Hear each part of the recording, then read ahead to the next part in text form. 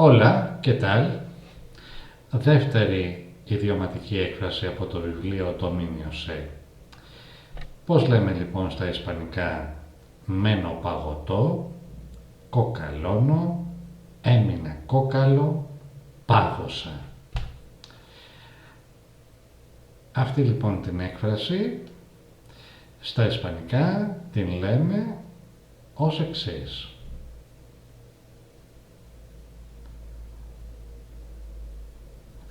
Quedarse de una pieza ή ισοδύναμα quedarse de piedra. Προσοχή εδώ, όταν χρησιμοποιούμε το piedra δεν βάζουμε το una. Αυτό λοιπόν σημαίνει quedarse inmóvil como una estatua sin poder reaccionar ante algo por efecto de un susto, una sorpresa, una fuerte emoción. Και να δώσουμε ένα παράδειγμα.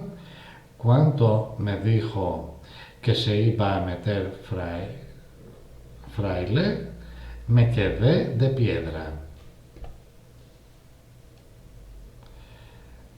Επίσης, σαν επέκταση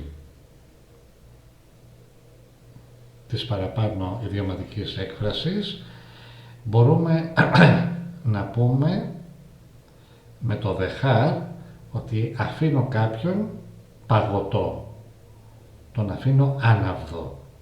Dejar a alguien de una pieza ή dejar a alguien de piedra.